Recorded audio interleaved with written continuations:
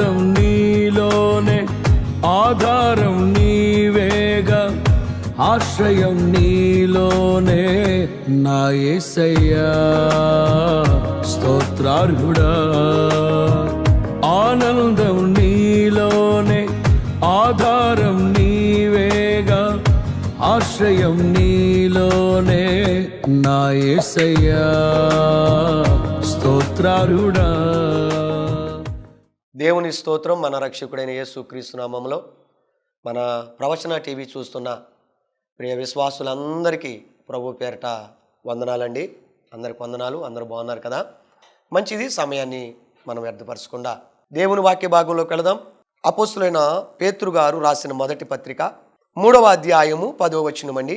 జీవమును ప్రేమించి మంచి దినములు చూడగోరువాడు చెడ్డదానిని పలకకుండా, తన నాలుకను కపటపు మాటలు చెప్పకుండా తన పెదవులను కాచుకొనవలెను.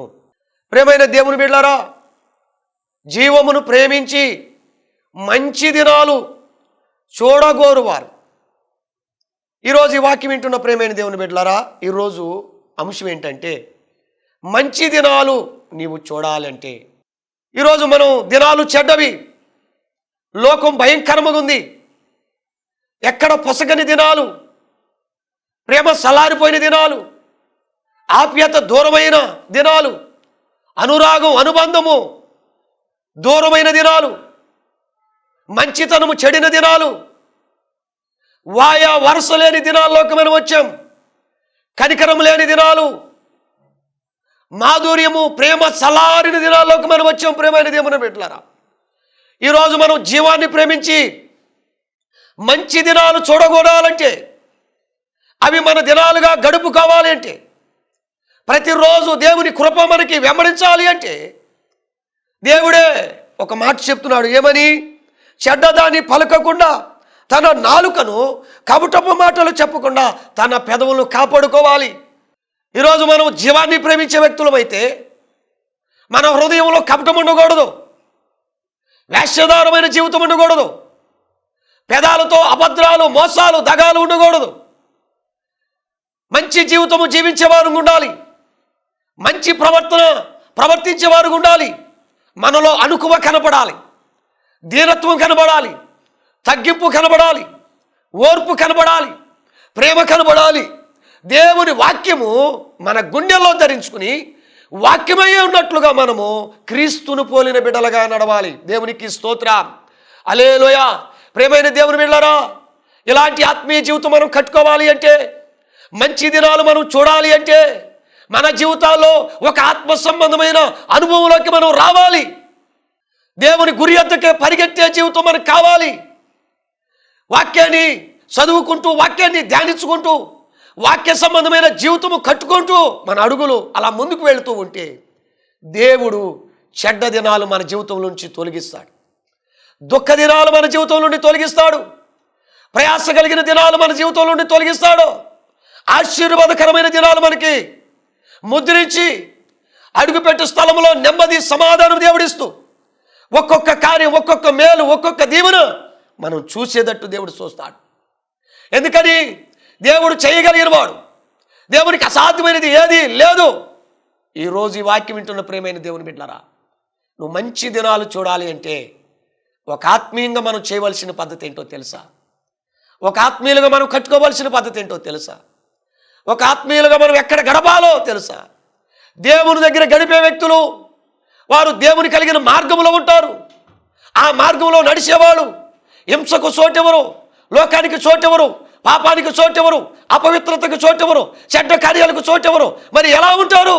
ఆయన మార్గంలో నడిచేవాళ్ళు నీతి కలిగి ఉంటారు, యథార్థత కలిగి ఉంటారు. యోబు వలె చెడుతనాన్ని అసహించుకుని దేవుని కలిగిన భయభక్తులు కలిగిన వారుగా దేవునితో నడిచే జీవితం కలిగేవారు ఉంటారు. అలాంటి వారు జీవాన్ని ప్రేమిస్తారు కాబట్టి కపటం హృదయం ఉండదు. చెడ్డ మాటలు మన నోటంటే రావు. చెడ్డ హృదయం కలిగి జీవించరండి. మరి ఏం జీవిస్తారు? ఆత్మ సంబంధమైన హృదయం కలిగి ఉంటారు, పరిశుద్ధమైన హృదయం కలిగి ఉంటారు. అలాంటి హృదయము ఈరోజు ఈ వాక్యం వింటున్న మీకు, వాక్యాన్ని బోధిస్తున్న మనకి, మనందరికీ ఆత్మ సంబంధమైన హృదయము, మంచి దినాలు మనం చూడాలంటే ఒక్క మాట మీరు చూడండి. ఎపిసిల్ రాసిన పత్రిక 5వ అధ్యాయము 15వ వచనములో ఉంది చూడండి.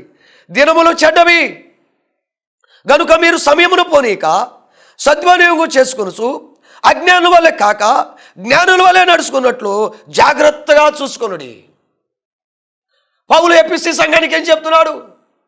ఓ ఎపిసిలరా, దినములు చెడ్డవి. ఏంటంట? దినములు చెడ్డవి. ప్రతిరోజు భయంకరమైన దినము, తెగులుతో కూడిన దినము, తుఫానులతో కూడిన దినము, వ్యాధులతో కూడిన దినము, నరహత్యలతో కూడిన దినము, రాకపోకల్లో క్షేమము లేని కీడులు కల్పించే దినాలలో మనం ఉన్నాం. దినములు చెడ్డవి. మనం ప్రతిరోజు గడుపుతున్న దినచర్య అజ్ఞానుల వలె చేసుకోవద్దు, సమయాన్ని పోనివద్దు. మరి ఏం చేయాలయ్యా? జ్ఞానుల వలె మన సమయాన్ని సద్వినియోగపరుచుకుందాం. ఎవరు జ్ఞానులు? దేవుని వెతికేవారు జ్ఞానం కలిగిన వారు, వాక్యాన్ని కలిగేవారు జ్ఞానము కలిగిన వారు, ఆత్మీయ జీవితాన్ని పరిశుద్ధతను కట్టుకునేవాళ్ళు జ్ఞానము కలిగిన వాళ్ళు. వారు ప్రతిరోజు డే బై డే సమయాన్ని పోనివ్వక దినములు చెడ్డమని ఇదిగో ప్రతిరోజు ప్రభుతో గడపటము నేర్చుకుంటారు, ప్రభు సన్నిధిని వెతకటం నేర్చుకుంటారు. వాక్య ధ్యానముతో, నీతి న్యాయాలతో, పరిశుద్ధమైన జీవితముతో దేవుని దగ్గర పెరుగులాడుతూ, కన్నీరు కారుస్తూ, రోధిస్తూ, పవిత్రత కొరకు ఎదురు చూస్తూ ఉంటారండి. కారణం ఏంటి? దినములు చెడ్డవి, సమయాన్ని పోనివ్వరు.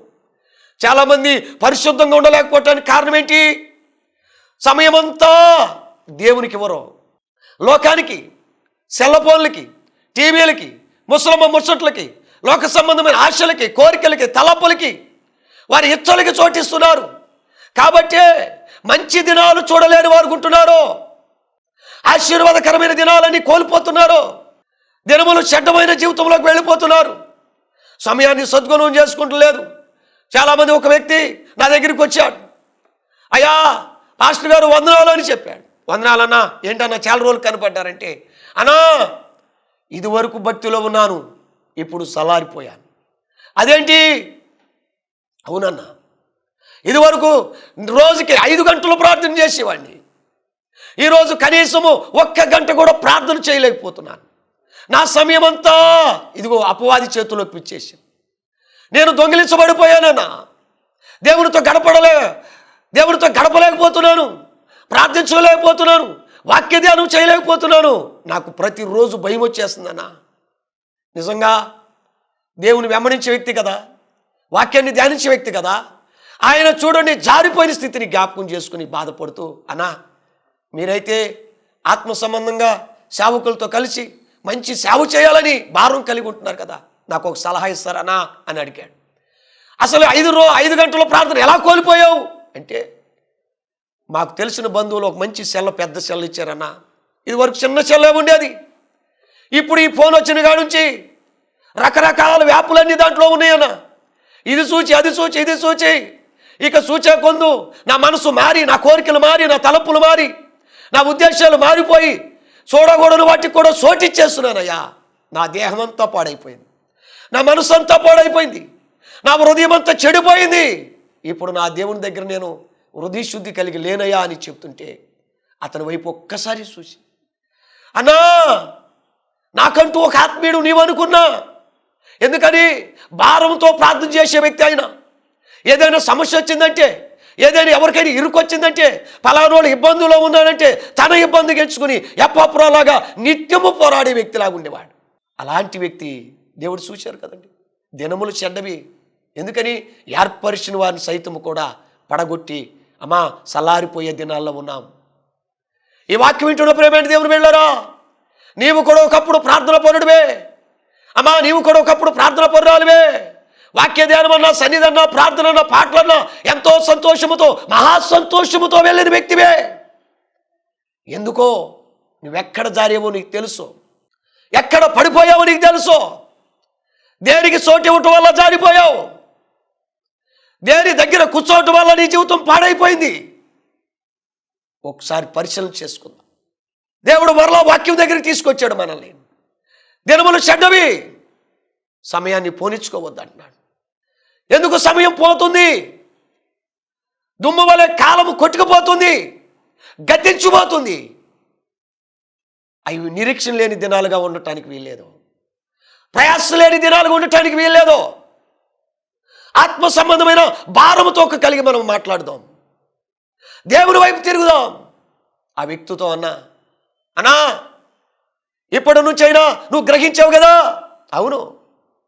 తిరిగి దేవుని వైపు తిరిగి ప్రభువుని అడుగు, ప్రభు మరలా జయ జీవితం ఇస్తాడంటే. లేదన్నా ఇక జారిపోయా, తొట్టుపోయా, ఇక నేను పరిచర్య చేయలేను, సేవకులు వెంబడించలేను, సంఘానికి రాలేను, అయ్యింది ఏదో ఇక లోకబెట్టిగానే ఉంటాను అంటున్నాడు. నేను వెంటనే ఒక మాట ఆయన ధైర్యపరచడానికి ఒక్క మాట చెప్పి, ప్రభు చెప్తుంది వాక్యం, నువ్వే స్థితిలో పడ్డావో ఆ స్థితిని గ్రహించి మరలా మారు మనసు పొందమంటున్నాడు. అదేంటన్నా, నా దేవుడిని దుఃఖపెట్టాను, గాయపెట్టాను, దేవుడు దూరం చేసుకున్నాను, ఇక వద్దు అనుకుంటాండి నువ్వేంటే. అవునండి, దేవుడికి కావాల్సింది జారిపోయిన వాళ్ళు కావాలి. ఆయన నశించిన దాన్ని వెతక రక్షించడానికి వచ్చాడు. కూద్దానికి నువ్వు కుమిలిపోతే ఎలా? ఎంతో పోరాటం ఉంది, ఎంతో ప్రయాసం ఉంది. వెనుకున్నవన్నీ వదిలిపోయి ముందున్న వాటి కొరకు ఎదురు చూడు. జారేమో నిజమే, తొట్టిరేమో నిజమే, పడిపోయావు నిజమే, పాపముగా మారిపోయావు నిజమే. అది ఇప్పుడు నువ్వు గ్రహించుకున్నావు కదా. దేవుడు కూడా అందుకే చెప్తున్నాడు మనందరికీ, నువ్వు ఏ స్థితిలో పడ్డావో, ఏ స్థితిలో జారావో, ఏ స్థితిలో దూరమయ్యావో, ఏ స్థితిలో చెడిపోయావో, ఏ స్థితిలో పాపిగా మారిపోయావో ఆ స్థితి నువ్వు మార్చుకో, తిరిగి మారు మనసు పొందమని చెప్తున్నాడు. ఎందుకని? ప్రతి ఒక్కరిని దేవుడు శుద్ధి చేయగలిగిన వాడు.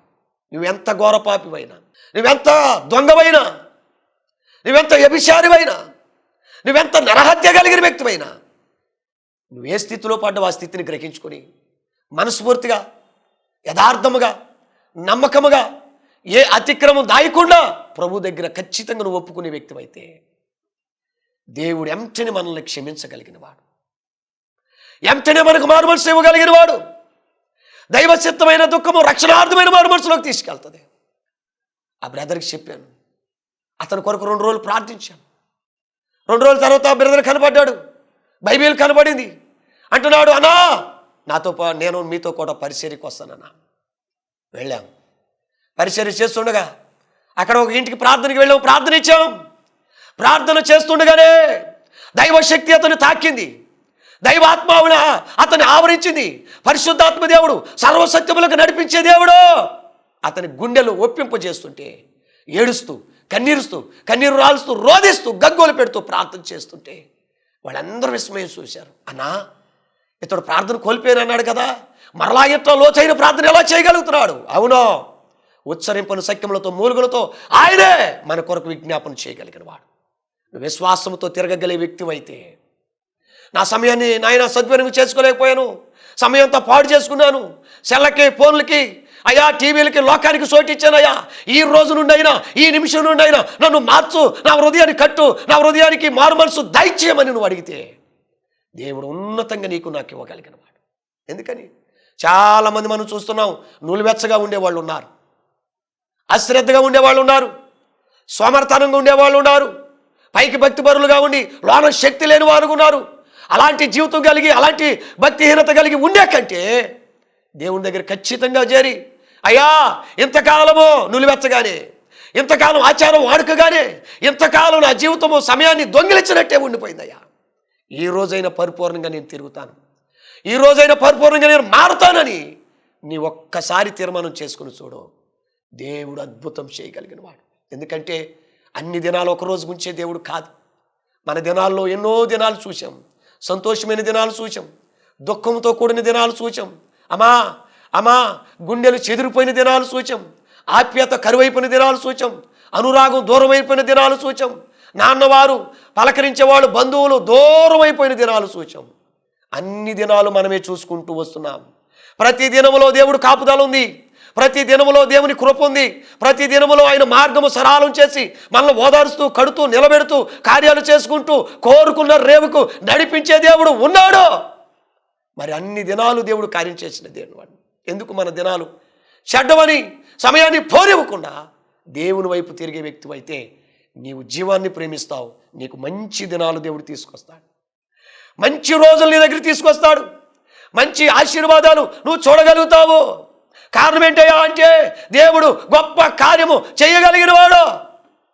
ఆయనకు అసాధ్యమైనది ఏది లేదు.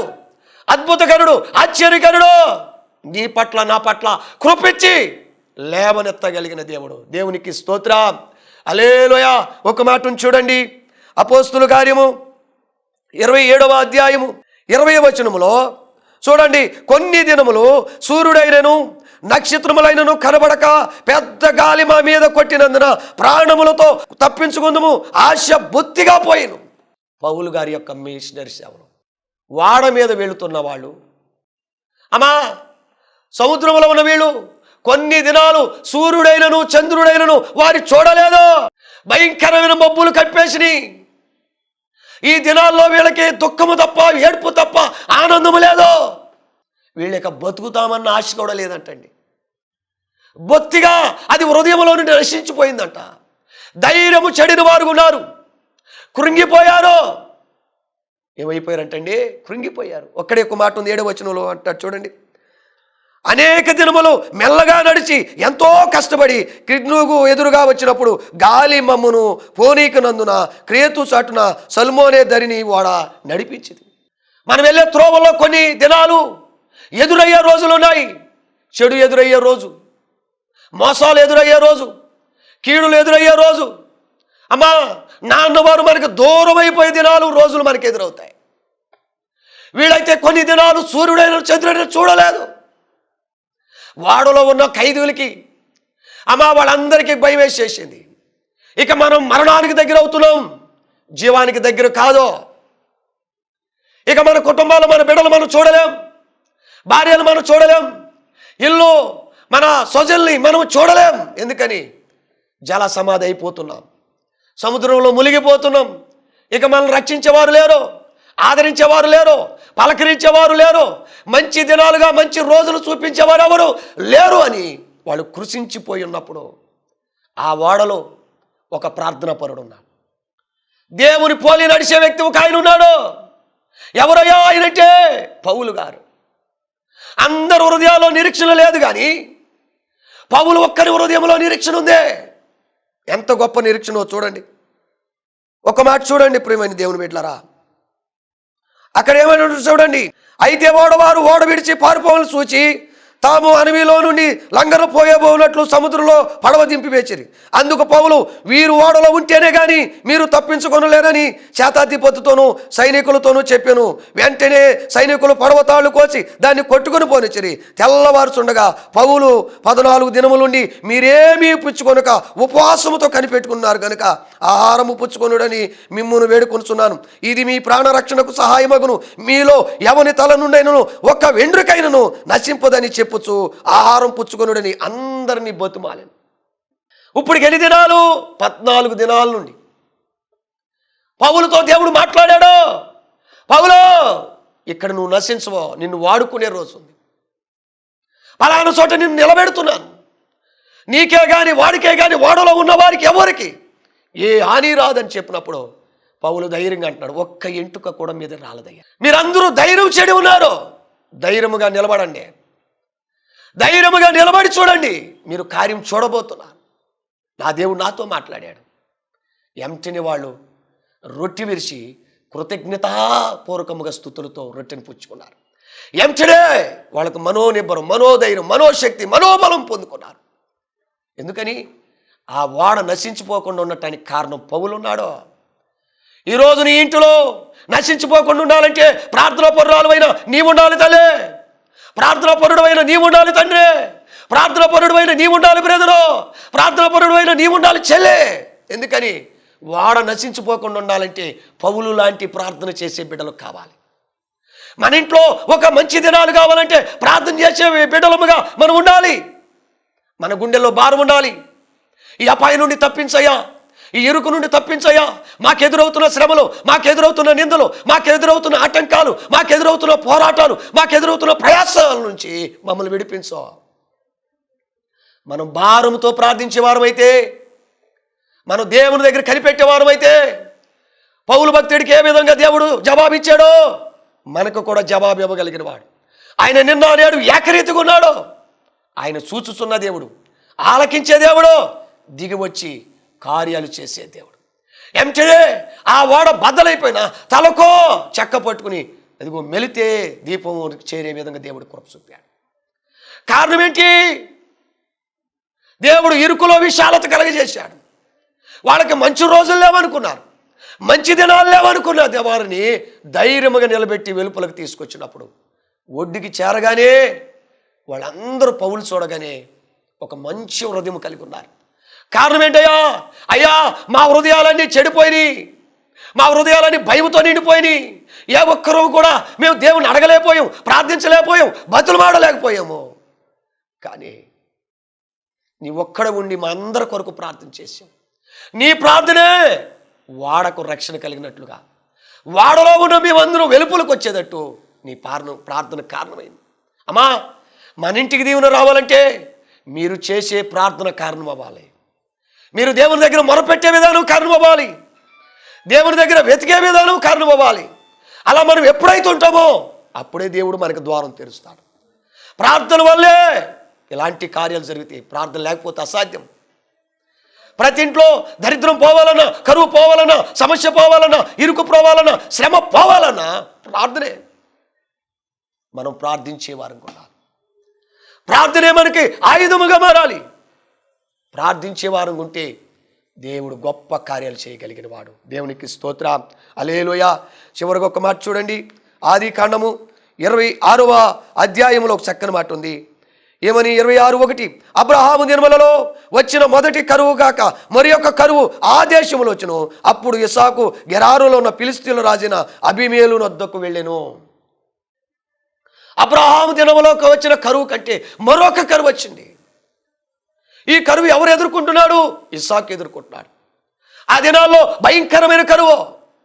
ఎక్కడ సమృద్ధి లేని జీవితం, పంటలు పండని జీవితం, ఫలాలు లేని జీవితం, ఎక్కడ చూసినా మొద్దు మారిపోయి గొడ్డు మారిన జీవితాలుగా మారిపోయినాయి. ఇలాంటి తరుణంలో ఇస్సాకు దగ్గర దేవుడు వచ్చి మాట్లాడుతున్నాడు. ఇస్సాకు, నువ్వు భయపడొద్దు. నీ తండ్రి అయిన అబ్రహాము కరువుల్లో నేను ఎలా తప్పించేవాడినో, ఎలా కాపాడి పోషించానో నీ దినాల్లో కూడా నేను పోషిస్తా. నువ్వు దిగులు చెందొద్దిక అన్నప్పుడు ఫిలిష్తీ దేశానికి వెళ్ళిపోయిన ఇస్సాకు, అబ్రహాము నా తండ్రిని ఎంతో ఆత్మీయంగా ఆయన ఆజ్ఞలు గైకున్నాడని ఇస్సాకు తెలుసుకుని వెంటనే ఇస్సాకు కూడా దేవునికి లోబడి నడుస్తూ మొదలెట్టాడని. అయ్యా, ఈ ఫిలిష్తీ దేశానికి వచ్చిన నా తండ్రి నిన్ను ఎలా వెంబడించాడో నేను కూడా అంతే నమ్మకంగా, అంతే విధేయతగా, అంతే భయభక్తులుగా, అంతే విశ్వాసముతో, అంతే నిరీక్షణతో నేను వెంబడిస్తానని దేవుని మీద ఆధారపడిపోయాడు. భయంకరమైన కరువు ఉంది. ఇప్పుడు దేవుడు ఏమంటున్నాడు తెలుసా? ఇస్సాకు, ఈ కరువులో నాకెలా సమృద్ధి అయిన ఆహారం దొరుకుద్దని ఎదురు చూస్తున్నావా? అయితే ఒక్క మాట, ఈ ఫిలిష్తీ దేశంలో నువ్వు నన్ను ఆనుకుని ఉన్నావు కాబట్టి నువ్వు విత్తనమే. ఈ ప్రయాస నిన్ను సిగ్గుపరుచదో. నువ్వు ఎంత ప్రయాసపడతావో అంతగా 30 దంతులు, 60 దంతులు, 100 దంతులు నేను ఆశీర్వాదిస్తా. బీడు పువ్వుల్ని, సౌటు పువ్వుల్ని ఫలభరితమైన భూములుగా మారుస్తా. అది 30 దంతులు, 60 దంతులు, 100 దంతుల పంట పండుద్ది, సమృద్ధైన పంట ఇస్తుందని ఇస్సాకు దేవుడు చెప్పినప్పుడు ఫిలిష్తీ దేశంలో దేవుడు ఇస్సాకు ఇత్తనం వేసినా కానీ ఇత్తనాన్ని దేవుడు దీవించాడు. ఏమిటనే ఫిలిష్తీయులకు లేని గొప్ప ఘనత, దీవెన, సమృద్ధైన పంట ఇస్సాకు వచ్చేసింది. ఫిలిష్తీయులందరూ విస్మయం పొందారు. అదేంటయ్యా, మన దేశంలో మన భూమిలో మనం విత్తనం వేస్తే మనకు పండలేదో, ఎక్కడో పరాయి దేశం నుండి వచ్చి ఇస్సాకు విత్తనం వేస్తే అది 30 దంతులు, 60 దంతులు, 100 దంతులు పండింది. ఎలా? అవును, నీ దేవుడైన యెహోవాకు అసాధ్యమనేది ఏదీ లేదు. పూడ్చి చేసిన బావుల్ని తవ్వగానే మరలా జీవజల ఓట, మరలా సమృద్ధైన నీరు. వాళ్ళు ఎక్కడ జగడాలు పెట్టుకున్నా ఇస్సాకు మౌనంగా దేవుని మీద ఆధారపడి వెళ్ళిపోయాడు. వాళ్ళు చివరికి ఏమన్నారు తెలుసా? అయ్యా, భయంకరమైన కరువు నుండి తప్పించబడ్డావంటే నీ దేవుడే కారణం. నీ మీద ఎన్నో జగడాలు పెట్టుకున్నాం, అయినా ఏ జగడంలో కూడా మాతో జగడమాడకుండా నీ దేవుని ఆనుకుని వెళ్ళావు కాబట్టి ఎంత ఐశ్వర్యం, ఎంత దీవెన, ఎంత ఘనత తక్కువ సమయంలో దేవుడు నీకు ఎక్కువ ఇచ్చేశాడు. ఇదిగో నీకు మాకు ఒక ఒప్పందం చేసుకుంటాం, ఇక నీవు మాకు ఏ హాని చేయవని.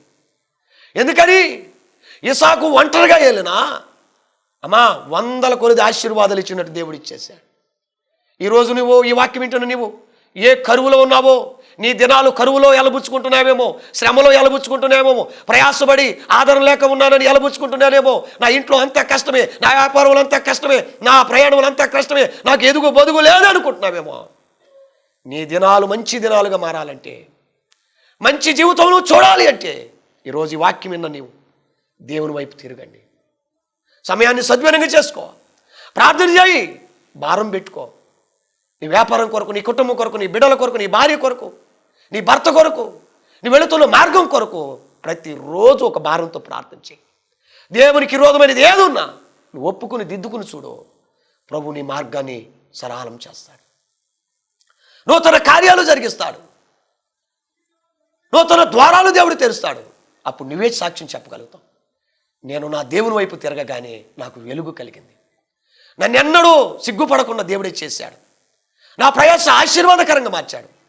నేను ఏది ఎత్తుతున్నా అది 30 దంతులు 60 దంతులు 100 దంతులు ఫలమవుతుంది. కారణం నా దేవుడు దీవిస్తున్నాడు, నా దేవునికి అసాధ్యమనేది ఏది లేదని నువ్వు సాక్ష్యం చెప్పగలుగుతావు. లోబడతావా? మాట విన్నవా? ప్రార్థన చేద్దాం. మహిమ కలిగిన తండ్రి, నీ వందనాలు, స్తోత్రాలు. ఈ వాక్యం వింటున్నావా? ప్రతి ఒక్క బిడ్డల మీద నీ రక్తం ప్రోక్షించు ప్రభువా. అనేక మంది అయ్యా దినములు చెడ్డవి, సమయాన్ని పోనించుకుంటున్నారయ్యా, సమయాన్ని సద్వినియోగం చేసుకోలేని వారు కొంటున్నారు, ఎక్కడెక్కడో గడపడానికి చోటిస్తున్నారయ్యా. వాళ్ళ హృదయాలు తాకండి అయ్యా. ఈ రోజు నుంచి అయినా నా దేవునితో వాక్యముతో ఆయన సన్నిధిలో గడిపే భాగ్యం నాకు కావాలని కోరుకునే మనసు, ప్రతిష్ఠించుకునే మనసు, తీర్మానం చేసుకునే మనసు బిడ్డలకు దయచేయి. ప్రతి ఒక్క కుటుంబానికి నూతన కార్యాలు, నూతన అద్భుతాలు మీరు జరిగించి అనేక మంది నులివెచ్చని జీవితాల్లో ఉంటున్నారయ్యా. ఎవరూ అలాంటి జీవితాలు ఉండకుండా ఆత్మతో సత్యముతో ఆరాధించే జీవితంలోకి రావటానికి అయ్యా మరలా నూతన శక్తి, నూతన బలంతో నింపబడి ఉజ్జీవించబడటాన్ని మీరు ఆయన ద్వారాలు తెరిచి కార్యం జరిగించండి. టీవీ ప్రోగ్రాం చూస్తున్న ప్రతి ఒక్క బిడ్డలు మీరు దీవించి ఆశీర్వదించండి. మరి ఇదిగో నాయన ఇంతమంది సేవనైనా బిడ్డలకు వాక్యం అందించడానికి ముందుకొచ్చిన కుటుంబం, మరి గెడ్డాడ సమయలు గారు, మరి చిన్నారమ్మ, వాళ్ళ బిడ్డలు, వాళ్ళ కుటుంబం అంతటిని మీరు దీవించి ఆశీర్వదించండి. నూతన కార్యాలు, అద్భుతాలు మీరు జరిగించి నాయన ఆ బిడ్డల జీవితాల్లో కార్యం చేయొచ్చు. దూర ప్రాంతంలో కుమారుడి విషయంలో, దూర ప్రాంతంలో ఉన్న కుమార్తె విషయంలో, పెద్ద కుమారుడి వివాహం విషయంలో కూడా నువ్వు కార్యం జరిగించి నాయనా నువ్వు అద్భుతాలు చేయగలిగిన దేవుడు రుజువుపరచమని యేసు నామములో అడిగి పెట్టుకుంటున్నాము తండ్రి. అమ్మ మీ అందరికీ ప్రభు పేరట వందనాలు. మరి ఎంతమందికి వాక్యానికి వెళ్ళటానికి దేవుడు ఎంతో కృప చూపాడు. మీరు కూడా ఒక ప్రోగ్రానికి ముందుకొచ్చి ఈ పరిచర్యను బలపరచవలసిందిగా ప్రభు పేరట మనం చేస్తున్నా. ప్రభు మిమ్మల్ని నిండారుగా దీవించును గాక. ఆమె వందనాలు.